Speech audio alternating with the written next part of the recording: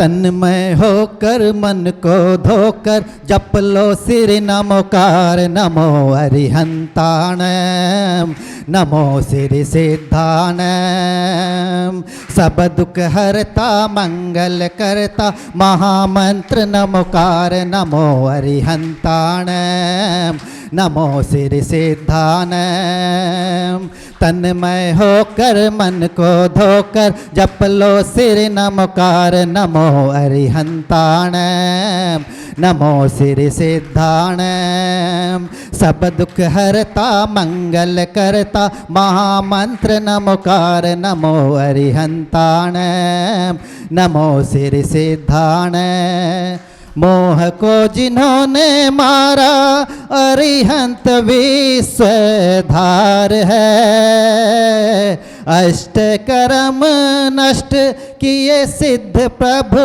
गुण भंडार है असरणम शरणम भय हरणम परमात्मा आविष्कार नमो अरिहंताण नमो सिर सिद्धाण 36 गुणों से शोभित होते महान धर्माचार्य है आगम प्रवक्ता पावन उपाध्याय होते अनिवार्य है दिव्य दिवाकर गुण रत्नाकर धर्म संग आधार नमो आईडियाण नमो उवझायाण त्यागी विरागी मुनिजन करते जो निज पर का कल्याण है पंच महाव्रत पालक बंधन से मुक्ति लक्ष्य महान है बालयति चुन 28 गुण बंदम 12,000 नमो लोय सब सौन। मैं गुरुवर से विनम्र निवेदन करता हूँ, हे गुरुवर आप अपने श्रीमुख से मंगल प्रवचन प्रदान कर हमारे धर्म का मार्ग प्रशस्त करे। नमोस्तु गुरुदेव। ओम नमः सिद्धेभ्यः।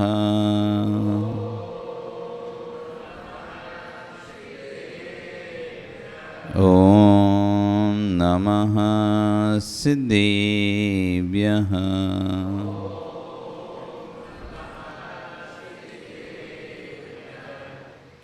तिर्यणि खग्गिणाय रुत्तारी मोहि शैर सिरेणि बिहु आयरी राउपस्यो परवादिन्यो भव्य जी लोये नमो अरिहंताणं नमो सिद्धाणं नमो आयरीयाणं नमो वज्झायाणं नमो लोये सव्यसाहुणं। बोले अनंत अनंत परमेष्टि भगवानी की, आदिरम आदिनाथ भगवानी की, वर्तमान शासन महावीर भगवानी की, आचार्य श्री कुंद स्वामी महाराज जी की, आचार्य कुलभद्र स्वामी महाराज जी की, आचार्य गौर शिक्षा विश्व सागर जी महाराज जी की, अहिंसा में विश्व धर्म की।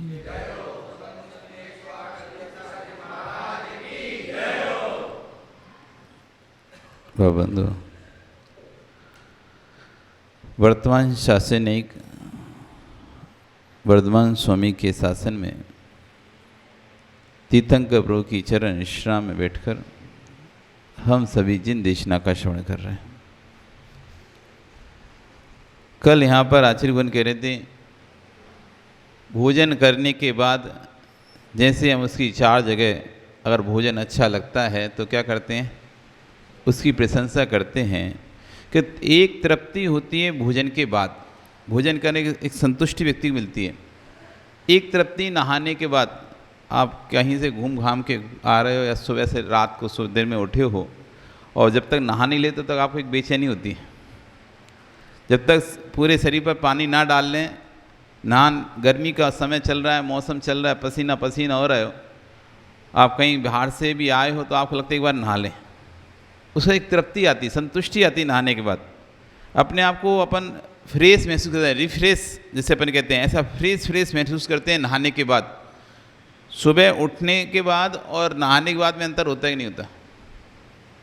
मनन, सुबह तुम सोकर उठते हो, उसके बाद की स्थिति और जब जाकर एक बार नहा लेते हो, नहाने के बाद स्थिति, दोनों स्थिति में मानसिकता चेंज होती ही नहीं होती।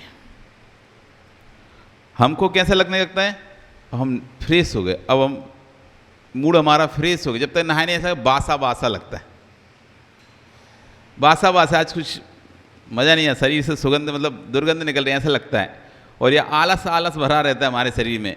और जैसे ही हम पानी डालते हैं तो हमारा एकदम आलस खत्म, अपने आप को तरोताज़ा एनर्जी से युक्त महसूस करने लगते हैं।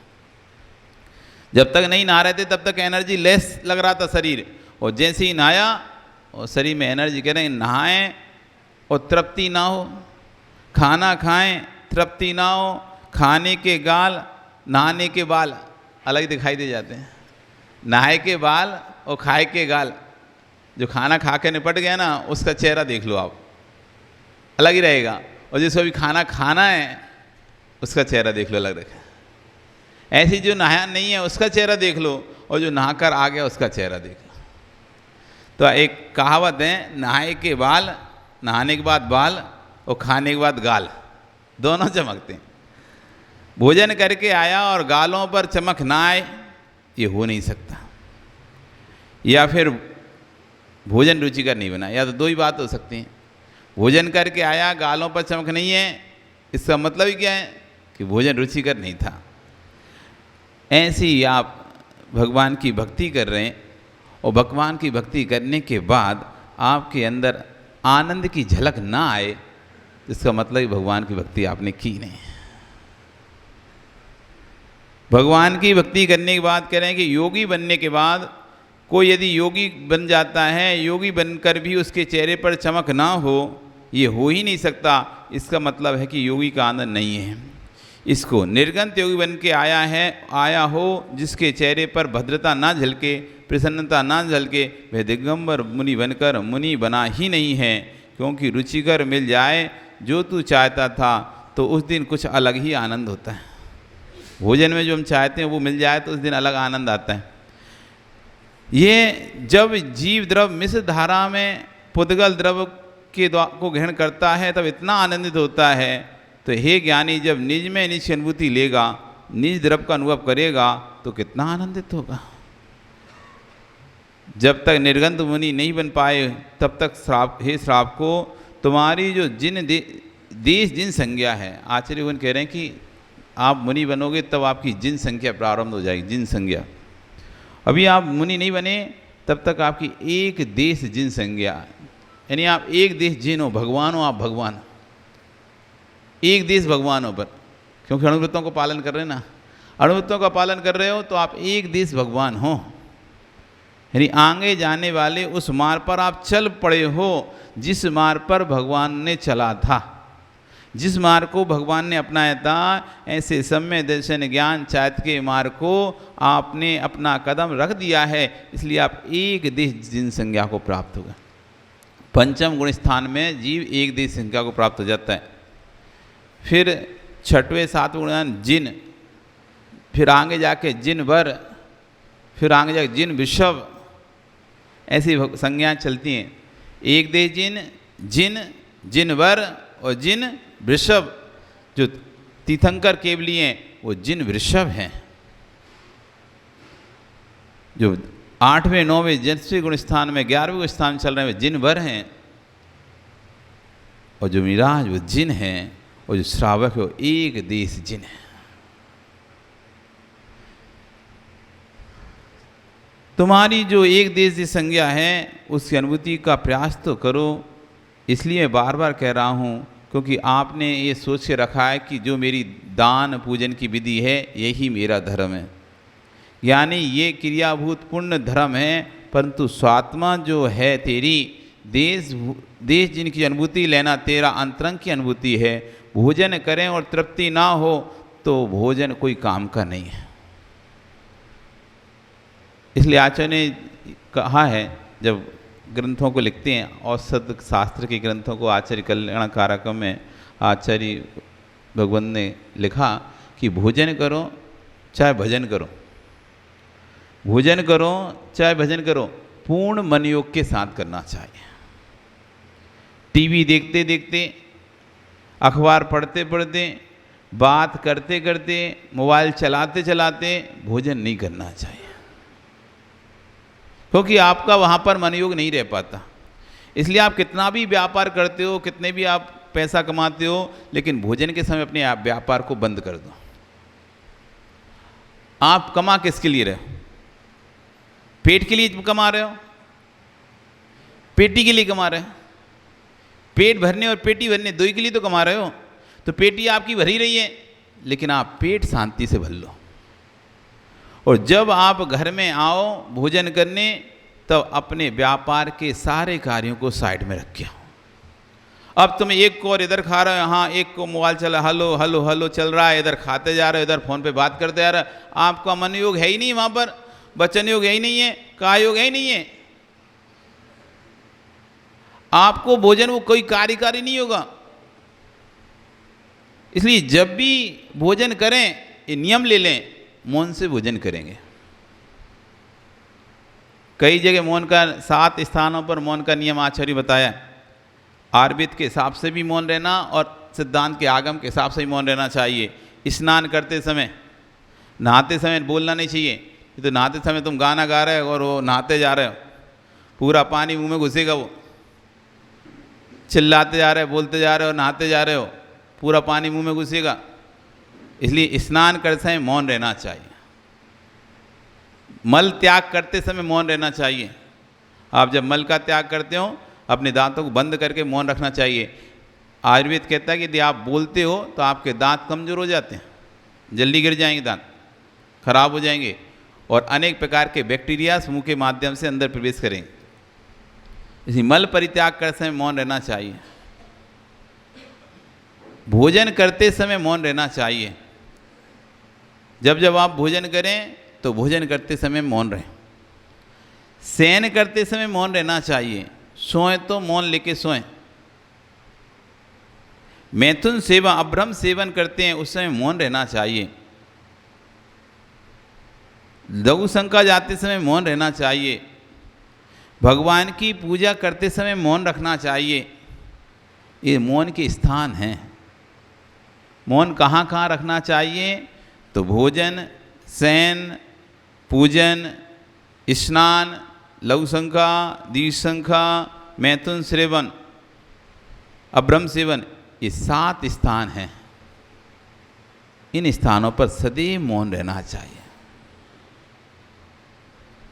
यदि आप मौन के बिना कार्य करते हैं तो आप उसका फल प्राप्त नहीं कर सकते हैं। भोजन का फल जो है वो आपको प्राप्त नहीं होगा। मल त्याग का पूर्ण रूप से पेट साफ होना है तो आपका पेट साफ नहीं होगा। आपको सदैव ऐसा लगेगा भरा भरा है, भारी भारी शरीर लगेगा। और यदि अच्छे से मल का परित्याग हो जाएगा तो आप अपने आप को हल्का महसूस करते हैं। तो उससे फिर आपको भोजन भी दोबारा से अच्छे से मिलता है और अच्छे से खाने की इच्छा होती है। नहीं तो पेट भरा भरा रहता है, 1-2 रोटी खाते हो, भग जाते हो। तो वहाँ भी आप शांति से मौन लेकर मल का त्याग करें। नहीं तो लोगों को शांति नहीं, वहाँ भी मोबाइल लेके जाते हैं। मल त्याग करने भी जाते हैं तो वहाँ भी मोबाइल लेके जाते हैं। अनिल तुम तो नहीं जाते? वहाँ भी बैठे बैठे व्यापार चल रहा है। अरे कम से कहीं तो छोड़ो व्यापार, कहीं तो छोड़ो अपनी बात। बहुत से लोग तो अखबार ले जाते हैं, उन्हें टाइम नहीं है तो क्या करें, वहाँ 1 घंटे बैठेंगे, पता नहीं कितना अच्छा लगता है वो गंदगी में। वहाँ बैठे बैठे घंटों घंटों उसमें बैठ जाएंगे और अखबार लेके बैठे रहेंगे, पढ़ते रहेंगे अखबार। मल त्याग करने आए क्या अखबार पढ़ने आए? तीव्र जो शब्द निकालता है ना, हमारा एक एक शब्द 64 वर्णों से जिनवाणी बनी है। सिद्धो वर्ण समाम्नाया, ये वर्ण अनादिकाल से सिद्ध हैं और एक एक वर्ण बीजाक्षर है, एक एक शब्द बीजाक्षर है। और उन शब्दों को कहाँ पर निकालना है, हमारे के अंदर विवेक होना चाहिए। हम उस मल स्थान पर, मल परित्याग करने के स्थान पर शब्दों को बोल रहे हैं, ये हम ज्ञानावर्णी कर्म का तीर बंद कर रहे हैं। जिन स्थानों पर मौन रखने का प्रावधान दिया है, यदि उन स्थानों पर हम बोलते हैं तो हम तीव्र 11 वर्णी कर्म का बंद करते हैं, क्योंकि आप झूठे मुंह बोल रहे हो, खा रहे हो और बोलते जा रहे हो। तो झूठे मुंह आप उन वर्णों का उपयोग कर रहे हैं जिन वर्णों से जिनवाणी लिखी गई है। कोई अलग से वर्ण आएंगे जिनवाणी के लिए? 64 वर्णों से कितने वर्ण होते हैं पता है? कितने होते हैं? पता ही नहीं है। महाराज जी आप ही बता दो। 64 वर्ण होते हैं। अब 64 वर्ण कैसे होते हैं? हाँ, आपने तो नहीं सुना था 14 अक्षर और 33 व्यंजन। 14 और 33 मिलाओ तो कितने होते हैं? बस 47 ही सुने थे। अब पर आचार्य कह रहे हैं 64 वर्ण होते हैं। कैसे होते हैं? 9 स्वर आ ई उ री ली ए आई ओ औ, इतने तक। आ ई उ री ली ए आई ओ औ 9। इनको 3 बार बोल दो। ह्रस्व दीर्घ प्लुप्त, छोटा बड़ा और बड़ा, मतलब 3 मात्रिका, 1 मात्रिक 2 मात्रिक 3 मात्रिक। आ आ ये 3 मात्रिक हो गया। जोर से अपन चिल्लाते ना, किसी को बहुत जोर से आवाज़ बोलते हैं ना, वो 3 मात्रिक आवाज़ में बोला जाता है। 1 मात्र में आ, किसी बोला ना इधर आओ। 2 मात्रिक जब बोले इधर आओ, और 30 बार जोर से और ज़्यादा तीव्र आवाज़ बोल के आओ, ये 3 मात्रिक हो गया। तो इनके 3 मात्रिक में बोला जाता है तीनों स्वरों को। तो 9 3 27, कितने हो गए? 27। 27 में व्यंजन जोड़ो 33, कितने हो गए? 60 हो गए, नहीं हो गए? 27 और 33 60। फिर 4, 1 अनुस्वार 1 विसर्ग, 1 विसर्ग 1 अनुस्वार, 2 62, 1 जिव्यामूलीय और 1 उपपद्यमानीय। ऐसे 4 अयोग भाग होते हैं। विसर्ग, अनुस्वार, जिव्यामूली, उपसर्ग, उपपद्यमानीय, ये 4 और अक्षर होते हैं। आप देखते हैं ना, कई आप ऐसा चंद्र बिंदु लगा के बिंदी रखते हैं, है ना, तो वो एक होता है, और कई ऐसा इशारा करके बनाते हैं। तो ये सब जिव्यामूली और उपपद्यमानी होते हैं। और बाकी अनुस्वार तो आप जानते हैं 1 बिंदी, और विसर्ग जानते पीछे 2 बिंदु, आहा जिसे आप बोलते हैं। ये ऐसे करके 4 योग वहाय कहलाते हैं। इस तरह से 64 वर्ण हो गए। कितने वर्ण हो गए? इन 64 वर्णों से पूरी जिनवाणी लिखी गई है। इसलिए आचार्य ने कहा है कि भोजन का करें तो तृप्ति ना हो तो भोजन कोई काम का नहीं है। इसलिए आज से नियम ले लो, सोच लो, मन में विचार कर लो। अभी कल पूछ रहे थे महाराज जी, हम लोग तो आप बोल रहे थे जैन संस्कार होंगे, हम लोग तो पहले से ही जैन हैं, हम पे क्या संस्कार होंगे? अरे भैया तुम जैन हो अजैन नहीं, हमें पता है। आप जैन हो, आपके ऊपर जैनत्व के संस्कार इसलिए हो रहे हैं कि जैसे बच्चा जन्म लेता है तो उसको वो तो जैन कुल में जन्म लिया, जैन ही है, लेकिन फिर भी उसके ऊपर जन्म के संस्कार करवाए जाते हैं। जब वो पेट में है, गर्भ में, तब भी वो जैन ही है, तभी उस पर गर्भ के संस्कार कराए जाते हैं। ऐसे आप गृहस्थ बने हो, गृहस्थ जीवन आपने अपनाया है, तो गृहस्थ जीवन के संस्कार हैं, ना कि जैन बनाने के संस्कार हैं। आप भ्रांति में पड़ गए।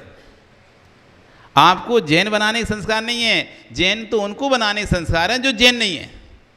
जो जैन हैं उनके ऊपर गृहस्थी के संस्कार हैं कि हम गृहस्थ जीवन जी रहे हैं, तो हम एक दूसरे के प्रति ईमानदार हों। पति पत्नी के प्रति ईमानदार हो, पत्नी पति के प्रति ईमानदार हो, दोनों का व्रत हो। एक का व्रत हो स्वदार पतिव्रत, कि मैं अपने पति के अलावा अन्य किसी को स्वीकार नहीं करूंगी, और पत्नी का व्रत हो, पति का व्रत हो स्वपत्नी व्रत, अपनी पत्नी के अलावा हम किसी और स्त्री को नहीं चाहेंगे। इसके संस्कार हैं, ना कि जैन बनाने के संस्कार हैं। समझ में आया? काय के संस्कार हैं? गृहस्थ जीवन, जो कि आपने गृहस्थ जीवन अपना तो लिया, लेकिन वो नियम, वो संस्कार आपने नहीं कराया। आप एक दूसरे के प्रति ईमानदार नहीं हुए, संकल्प पूर्वक बंधे नहीं हो। एक कहानी आपको बताई थी हमने, क्या आगे सुनाएंगे कभी मौका मिलेगा।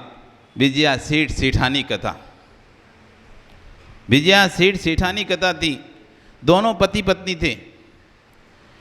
उससे पहले जब पति पत्नी नहीं थे तो दोनों अब महाराजों की सेवा करते थे, अपने अलग अलग शहरों में रहते थे और अलग जगह अपने अपने करते थे। पर दोनों का नियम था, एक का नियम था क्या, शुक्ल पक्ष में 15 दिन का ब्रह्मचर्य का, तो दूसरे का नियम था कृष्ण पक्ष में ब्रह्मचर्य का।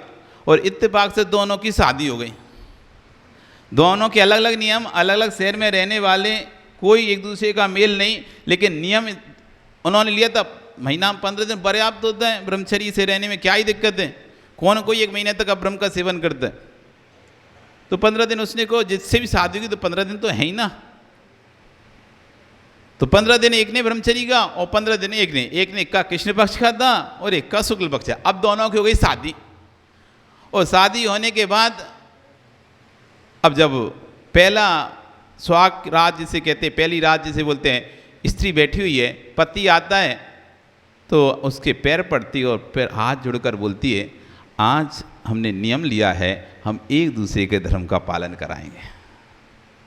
आज जब फेरे हो रहे थे तो हमने नियम लिया था। फिर गुरु के पास हम जब दर्शन करने गए थे, गुरु ने भी नियम दिया था कि आपके ऊपर गृहस्थ के संस्कार करके आप दोनों एक दूसरे के धर्म का पालन कराओगे। तुम्हारा स्वपत्नी व्रत है और तुम्हारा स्वपति व्रत है, दोनों को व्रतों के संस्कार दिए थे आज गुरु ने। और आज ही आपको हम क्या कैसे बोलें, लेकिन हमारा 15 दिन का कृष्ण पक्ष का ब्रह्मचर्य का नियम है। अब पति अंदर ही अंदर हंस रहा है, अब क्या बोले उसको, उसका तो खुद का नियम है, अंदर ही अंदर हंस रहा था। उसने कहा ठीक है, हम तुम्हारे व्रत का पालन कराएंगे। वो 15 दिन पति अलग पत्नी अलग सोते रहे। 15 दिन बाद पत्नी बिल्कुल तैयार होकर बैठी हुई है कि अब पति आएगा। और पति आता है तो पत्नी बड़ी खुश थी। तो अब वो कहता है, विजय सेठ देखो, हमने आपका नियम का पालन कराया और बहुत अच्छे से पालन किया। हमने व्रत भी लिया था, एक दूसरे के नियम का पालन कराएंगे। अब मेरा व्रत भी 15 दिन शुक्ल पक्ष 15 दिन का ब्रह्मचर्य का है। अब आप मेरे नियम का पालन करा तो पत्नी के ऊपर तो विजय सेठ ने जैसे बिजली कड़क गई हो। वो तो ये क्यों हो गया, और वो बार बार निवेदन कर रही है, आप तो दूसरी शादी कर लो। अब क्यों, मेरा व्रत का नियम आपका व्रत का नियम संभव ही नहीं अब तो दोनों का। और आगे लोगों को पता चलेगा तो क्या ही होगा, और आपकी इच्छा की पूर्ति अब कौन करेगा, इसलिए आप पुनः शादी कर लो। तब विजय सेठ कहता है, हमने गृहस्थी के संस्कार कराए हैं, मेरा स्वपत्नी व्रत है, एक पत्नी व्रत है, जो मुझे मिल गई वही मेरी है बस। अब चाहे ब्रह्मचर्य व्रत तुम्हारा रहे, कोई मुझे बिगल नहीं है, हम दोनों अपने शादी के साथ ही इस व्रत को पालन करें। और जिस दिन लोक में पता चल जाएगी ये बात, आज नहीं कल तो पता चलनी है, तो जब ये बात खुलेगी, क्योंकि जब संतान नहीं होंगी तो माता पिता पूछेंगे भाई क्या बात है, संतान क्यों नहीं हो रहे, या किसी कारण से पता चल गया तो उसी दिन दीक्षा ले लेंगे, उसी दिन दीक्षा ले लेंगे। अब चल रहा है, अच्छे से चल रहा है, किसी को घर में पता ही नहीं है क्या हो रहा है, कमरे की बात क्या ही पता बाहर, और चल रहा था। तभी नगर में एक सेठ अपने किसी पाप के प्रायश्चित के लिए मुनिराज के पास जाता है और मुनिराज से कहते हैं कि जिन पति पत्नी का अखंड ब्रह्मचर्य व्रत हो उनको भोजन कराओ। मुनिराज ने क्या उस प्रायश्चित में दिया, अखंड ब्रह्मचर्य व्रत का, तो कहते संभव ही नहीं है, पति पत्नी हो और अखंड ब्रह्मचर्य व्रत हो, कैसे संभव हो सकता है। अब ब्रह्म का सेवन तो करेंगे, पति पत्नी होंगे तो अखंड ब्रह्मचर्य व्रत हो ही नहीं सकता, ब्रह्मचर्य तो खंडित हो जाएगा। कि नहीं, तुम चिंता नहीं करो, तुम्हारे नगर में ऐसा एक दंपत्ति है जिसका अखंड ब्रह्मचर्य व्रत। अब वो सेठ बड़ा आश्चर्य, नगर में, वो भी हमारी नगर में, दूसरे में होता तो भी समझ में आता, हमारे नगर में, और हमको किसी को नगर में कानो कान खबर भी नहीं किसी को। तो बोला हम किसके पास जाएंगे और किसको कहेंगे कि भाई तुम्हारा व्रत है कि नहीं, किससे पूछे, कौन ही बताएगा। उसके आप किसी से पूछने मत जाओ, आप अपने घर पर काला चंदोबा बांधो, मतलब जो कोयल काला हो जाता है धुएं से, ऐसा काला चंदोबा बांधो, और जिसके भोजन, और हर दंपत्ति को अपने घर में भोजन करने के लिए बुलाओ, और जिसके भोजन करने से वो काला चंदुआ सफेद हो जाए, अपनी कालिक छोड़ दे, तो मतलब यही दंपत्ति है जो अखंड ब्रह्मचर्य व्रत का पालन कर रहा है। और ऐसे करके उसने सेठ ने सभी को एक एक करके बुलाया। अब वो तो इंतजार कर रहा है कब होगा खाना, सब खा के जा रहे हैं, लेकिन चंदुआ सफेद ही नहीं हो रहा। और जैसी विजया सेठ सेठानी भोजन की थाली पर बैठे ही हैं, शुरू भी नहीं किया है, वो काला चंदुआ एकदम सफेद स्वच्छ उज्जवल हो जाता है। तब जाके पूरे शहर को पता चलता है कि इन दोनों का व्रत है, एक का शुक्ल पक्ष का, एक का कृष्ण पक्ष का, ये दोनों आज तक अखंड ब्रह्मचर्य हैं। उसने दूसरी शादी नहीं की, क्यों? क्योंकि उसने स्वपत्नी व्रत लिया था। ये है गृहस्थता, इसे कहते हैं गृहस्थता संस्कार विधि। कौन सी विधि कहते हैं इसे? गृहस्थता। इसमें कोई जैन नहीं बनना पड़ता, जैन तो हो ही तुम, क्या ही बनोगे और जैन तुम्हें बनाएंगे ही कैसे? कोई तुम्हारे को दूसरे कुल में उठा दो ना, पटक देंगे, लो तुम जैन बनो। जैन तो हम हैं ही, यहाँ जैन कुल के संस्कार नहीं है, जैनों के ऊपर गृहस्थता के संस्कार हैं, 53 क्रियाओं के संस्कार हैं। जैसे मुनि बनने पर मुनि के संस्कार होते हैं, दीक्षा ले राजा को राजा बनाने से पहले राजाभिषेक के संस्कार किए जाते हैं, मुनि को मुनि बनाने से पहले मुनि के संस्कार किए जाते हैं। ऐसे ही गृहस्थ को गृहस्थ बनाने से पहले गृहस्थता के संस्कार किए जाते हैं। ये वो संस्कार हैं, इसलिए ज़्यादा कन्फ्यूज मत हो जाना। नहीं तुम सोचो ही महाराज जी हमको ऐसा ना, हम संस्कार कराने, लोग कहे तुम जैन नहीं थे कि जो संस्कार कराने आए? अरे जैनी है, जैनी के ऊपर गृहस्थता के संस्कार है। भोजन करें और तृप्ति ना हो तो भोजन कोई काम का नहीं है। बहिरंग धर्म करें और आनंद ना मिले, आप इतनी पूजन पाठ करते हो लेकिन चेहरा फिर भी आपका वैसे उदास रहता है, ऐसे लटका चेहरा से लगा रहता है। इतना भगवान का अभिषेक करते हो, चेहरे पे आनंद नहीं दिखता, ऐसा लग रहा है पारा जैसे किसी ने लठ मार दिया तुम्हें 4-6। एकदम चेहरे पे आनंद आना चाहिए कि अहो मेरा पुण्य, कि आज मेरी पर्याय धन्य है कि मुझे आज का सवेरा भगवान को दर्शन करने का मिला। रात को सोते सुबह उठने का कोई भरोसा नहीं था, सुबह उठ पाएंगे नहीं उठ पाएंगे, आँख खुलेगी नहीं खुलेगी, मंदिर पहुँच पाएंगे नहीं पहुँच पाएंगे, रात में तबीयत खराब हो जाती, रात में कुछ बीमार हो जाते, हॉस्पिटल का आँख खुलती तो हॉस्पिटल में दिखाई देते। लेकिन क्या पुण्य है कि आँख खुली, मेरा शरीर, मेरी इंद्रियां, मेरा सब कुछ, परिवार, घर, सब कुछ स्वस्थ हो गया और मैं आज भगवान के पास आकर बैठा हूँ। हर्ष आना चाहिए, और हर्ष ही नहीं आ रहा, ऐसा लटका चेहरा लगता है जैसे 50 किलो का कोई ने वजन रख दिया उनके सिर पे, जैसे मुँह लटकाए रहते हैं। क्या लटकाए रहते हैं? आहार दो, भगवान की भक्ति करो तो बड़े प्रसन्न होना चाहिए। कई लोग हार भी देते तो दे दो भैया, हम भी कहते हैं लाओ दे दो, जाओ भगो। हाँ, ऐसे पड़गान खड़े होते तो ऐसे करते, हम भी देखते हैं हट्टी खड़े रहते हम भी। अरे चेहरे पर गदगद भाव आना चाहिए, प्रसन्नता। जब अंदर उत्साह आता है ना तो किसी को कहना नहीं पड़ता, अंदर से चेहरे अपने आप गदगद को दिखाई देता है। वो जो अंदर भाव नहीं आता, जबरदस्ती ला के खड़ा कर दिया जाता है ना, पुतला जैसा दिखाई देता, बस कठपुतली जैसा, जितना कहा उतना हिला देगा, ऐसे ऐसे हिला देगा। उससे कहा भाई ऐसे ऐसे हिलाते रहना, तो ऐसे ऐसे हिलाते रहेगा। तो कहा जब कभी शुद्धि बुलवाते ना, आप देखो जिसको शुद्धि बोलना नहीं आता या जिसको अंदर से साथ शुद्धि बोलता है उसकी शुद्धि में अंतर होता है। जिससे बुलवाते हो, तुमने कहा मन शुद्धि, तो वो हाँ मन शुद्धि, अब तुमने काय शुद्धि बोल दिया तो वो बच्चा नहीं बोलेगा, काय ही बोलेगा बीच में। तुम जितना बुलवाते जाओगे वो पुत्र के लिए जैसा वो उतना बोलता जाएगा। तुमने नहीं बोला नमोस्तु को, तो नमोस्तु भी नहीं करेगा। तुमने कहा नमोस्तु करो तो नमोस्तु बोल कर देगा। जितना कहो उतना। तो उसके अंदर जब वो कोई व्यक्ति ऐसे कहने पे करता है, उसके अंदर वो भाव ही नहीं दिखाई देता, भाव ही नहीं आता, चेहरे पर उत्साह ही नहीं आता। तो आचार्य कहने बहिरंग धर्म तो आप कर रहे हो, लेकिन उसके बाद आनंद ना मिले तो उस बहिरंग धर्म करने से का कोई काम ही नहीं है, फिर कोई फायदा नहीं उस बहिरंग धर्म करने से। इससे चल घर में सो जाओ, क्या ही करना है। तब कर रहा है योगी, बहिरंग तब करते हुए अंतरंग तब पर लक्ष्य रखता है। असन का परित्याग किया, यानी भोजन का परित्याग किया, पर वासना के त्याग के साथ। यदि भोजन का त्याग किया और वासना का त्याग किया नहीं तो ज्ञानी उसकी साधना वैसी है जैसे दूध फट जाता है, वैसी साधना फट गई। अब फटे दूध की चाय पियो ना पियो एक सी बात है। कभी पी की फटे दूध की चाय मोतीलाल जी?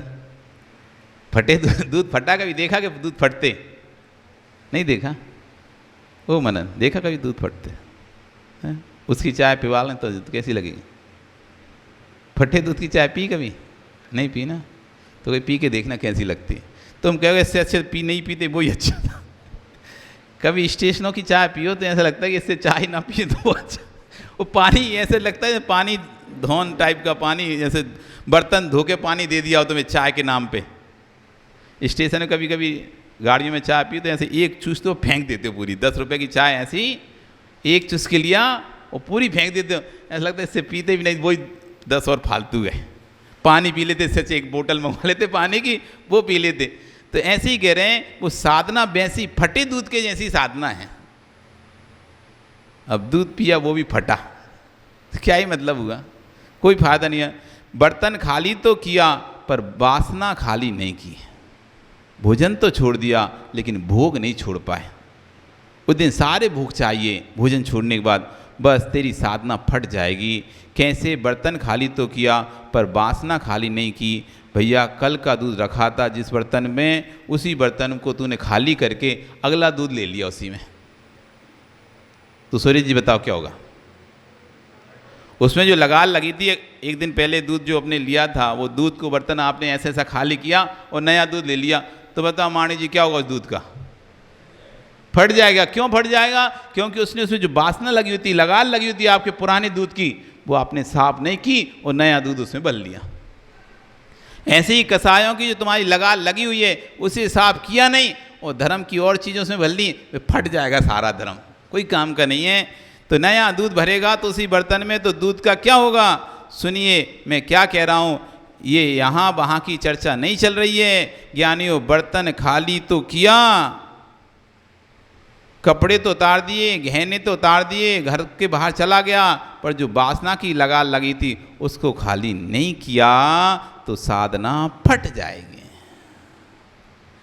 जिसे आप लगार बोलते हैं शास्त्रीय भाषा उसे वासना बोला जाता है। ये वासना काल यानी आप जैसे अपन लगार बोलते हैं ना, लगी हुई है जो चली आ रही है, लिंक जिसे आप कहते हैं लिंक जुड़ी है, उसका नाम है आगम में वासना यानी लिंक। हमारे अंदर अनादिकाल से कर्मों की वासना, कर्मों का संस्कार चला आ रहा है। जिस वासना का तात्पर्य किसी वस्तु का संस्कार, लगार, लिंक। तो दूध में वासना लगी हुई है तो उस बर्तन में पुराने दूध की वासना थी तो नया दूध फट जाएगा। ऐसे ये बसन उतार दिए, साधना प्रारंभ कर दी, लेकिन वासना नहीं उतर पाई तो ज्ञानी साधना तेरी विफल हो जाएगी। अब समझ में आई क्या करें? तनी देर से समझ में आती है। पहला तप है अनशन तप। अनशन किया तो भोजन पानी चतुर्वेद का हाथ तो त्याग कर दिया। जिस योगी को संलेखना सिद्धि चाहिए उसे अनशन तप करना ही चाहिए। जिसको समाधि करनी है, अपना मन है जिसको कि मुझे समाधि करनी है, आगे जाके मुझे संलेखना पूरा समाधि पूर्वक मरण करना है, तो आचार्य बनकर उसको अभी से अनशन तप का अभ्यास करना शुरू करना चाहिए। भोजन के त्याग का अभ्यास करना शुरू करना चाहिए, क्योंकि जिसको भोजन के त्याग का अभ्यास नहीं होगा तो अंतिम समय वो तड़पेगा भोजन के लिए, क्योंकि भोजन अंदर जाएगा नहीं। पेट में तो जो पेट की प्रक्रिया वो तो भोजन मांगेगी, पेट तो अपना भोजन मांगेगा, बेचैनी करेगा अंदर में, और भोजन ऊपर से जाएगा नहीं। उसने कभी भूखा रहना सीखा ही नहीं है। इसलिए आचार्य ने कहा कि जब सुख के समय है ना, सुख में ही दुख का अनुभव कर लेना चाहिए, जिससे दुख के आने पर ज़्यादा दुख नहीं होगा। आपको भरपूर घर में खाने पीने हैं, अभी आप उपवास करना सीख लो। कभी ऐसी परिस्थिति आ गई जब किसी ऐसे स्थान पर फंस जाओगे तुम्हें खाने नहीं मिलेगा तो रोगे नहीं, अरे अपन को तो वैसे ही अभ्यास तो उपवास करने का, चलो आज एक दिन नहीं भी खाना तो कोई बात नहीं, अपन तो उपवास करते ही रहते थे, हमको आदत है उपवास करने की। ऐसे ही रात में कभी कभी पानी पीना छोड़ दिया करो। आज एक दिन रात में पानी नहीं पिएंगे। कहीं ऐसे स्थान पर गए जब पानी नहीं मिलेगा ना तो रो रो के बिलक बिलक के तुम्हारी हालत खराब हो जाएगी, और तुमने अभ्यास डाला हुआ है कि कोई बात नहीं, पानी नहीं भी मिला तो आज चला लेंगे। अपन तो बीच में कई बार बिना पानी के रह भी तो हैं, कभी कभी बिना एसी बिना पंखा के रहना सीखना चाहिए।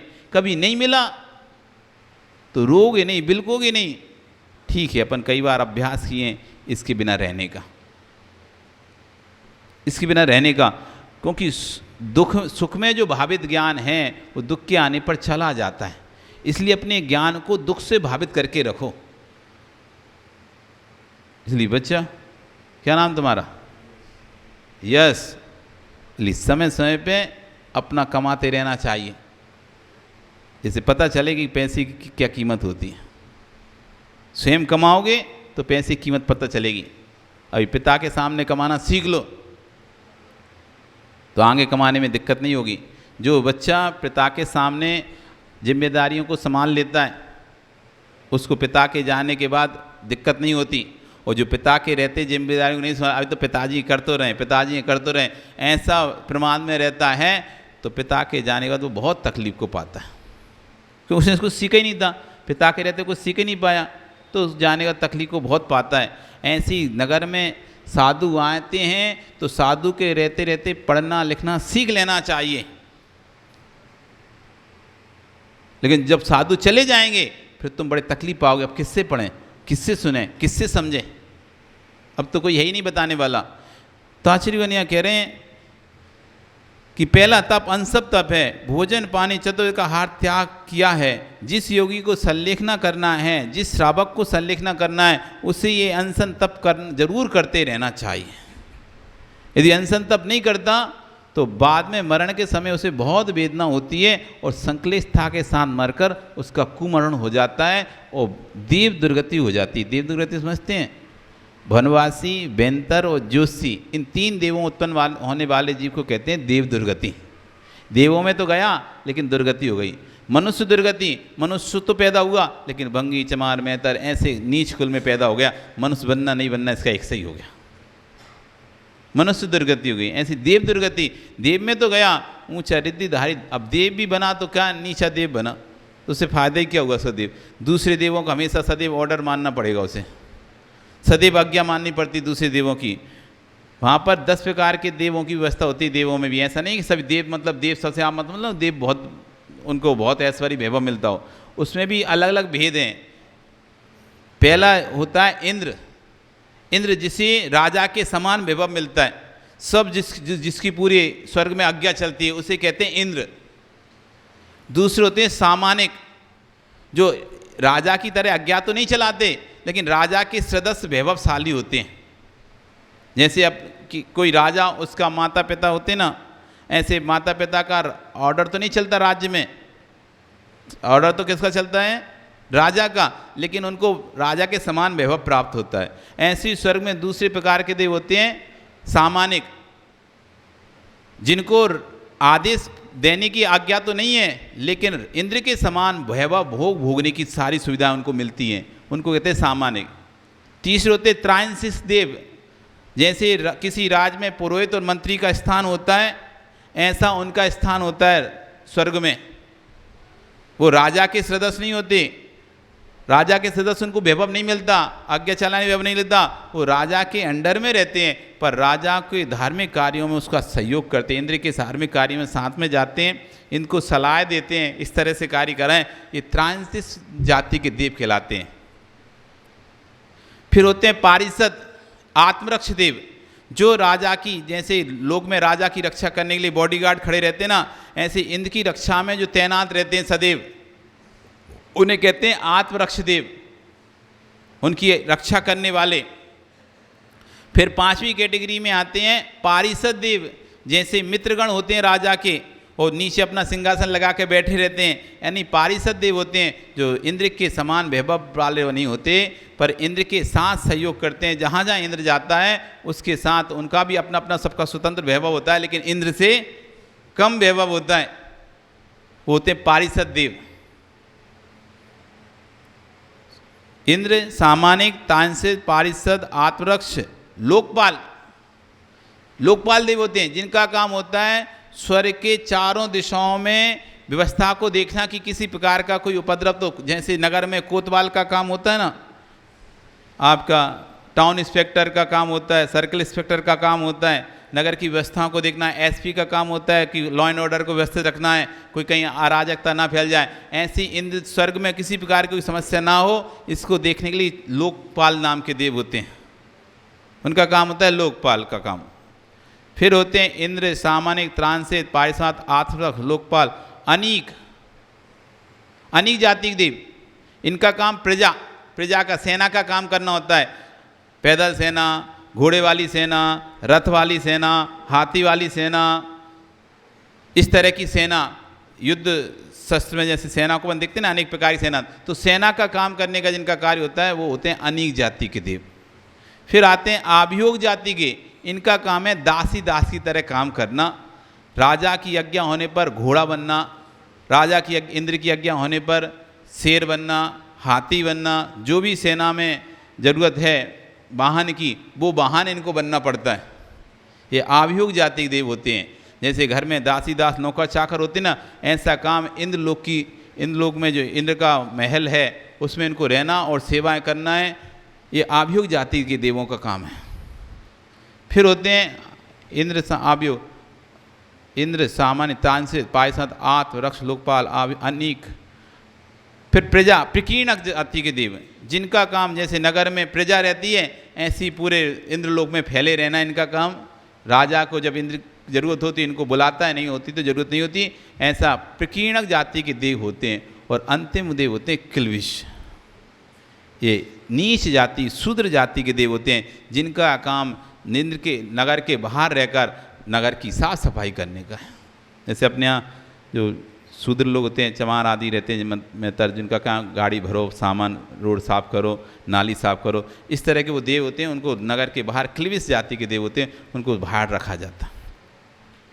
इस तरह के देवों में व्यवस्था होती है, ये सब जगह देवों में व्यवस्था होती है। इसमें भैमनवासी वेंतर जो ये देव दुर्गति के नाम से जाने जाते, देवों में पैदा हुए लेकिन उनको देव पैदा होने के बाद भी उनको सुविधाएं कुछ नहीं मिलती, ये देव दुर्गति कहते हैं।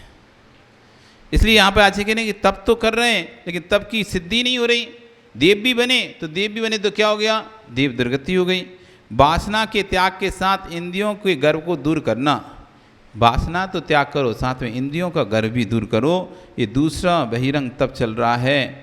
भूख से कम भोजन करना, ये उनोदर नाम का दूसरा तप है। अनशन नाम का पहला तप भोजन का त्याग करना, और उनोदर नाम का दूसरा तप भूख से कम खाना। तो हम यहाँ पर चर्चा चल रही थी, कभी कभी तप करते रहना चाहिए, कभी कभी भूख से कम भी खाना चाहिए। आपको कितनी भूख लग रही तब भी आज 2 रोटी कम खाएंगे, 1 रोटी कम खाएंगे। कल को हमको भोजन इतना ही मिला तो फिर कैसे जीवन जिएंगे? यदि हमारी आदत हो गई हमें 1 गिलास भी कम नहीं चाहिए, तो कल को तुम्हें भोजन नहीं मिला तो तुमको बहुत संक्लेशता होगी, बहुत दुख होगा, बहुत पीड़ा कष्ट होगा। इसलिए अनशन करते रहना चाहिए, उनोदर करते रहना चाहिए। थोड़े थोड़े समय बिना सुख के रहना सीखना चाहिए। जो जो हमें सुख सामग्री मिली है उनका त्याग करके, भले 1 घंटे के लिए त्याग करो, 1 दिन के लिए त्याग करो, आज मैं अमुक सुख सामग्री का त्याग करता हूँ। स्वेन भावितम ज्ञानम दुखम जाय शीते, सुख में भावित ज्ञान दुख के आने पर नष्ट हो जाता है। इसलिए तस्मात् ज्ञान भावेन दुखम, दुख से अपनी ज्ञान भावना को संजो कर रखो। बीच बीच में सुख के समय में भी अपने आप की आत्मा को, अपने शरीर को कष्ट देते रहो, दुख देते रहो, जिससे शरीर आदि ना रहे, सुख का भोगी ना रहे। या आप उपवास कर रहे हो, क्या कर रहे हो? उपवास करके आप अपने आप को, शरीर को समझा रहे हो, भैया कभी खाने नहीं मिला तो उस दिन ऊपर नाटक नहीं करना, उपद्रव नहीं करना, नहीं तो शरीर बहुत उपद्रव करता है, इंद्रियां बहुत उपद्रव करती। खाने ना दो तो काम नहीं करेंगी, लस्त पड़ जाएंगी, बिस्तर पे पड़ जाएंगी, शिथिल पड़ जाएंगी। उस समय इनको समझाया जा रहा है, नहीं बहुत खिलाया है, अब बिना खाए भी काम करो। आपका समय हो गया, कल फिर आओगे, हम और चर्चाएं करेंगे। बोली भगवान महावीर स्वामी की।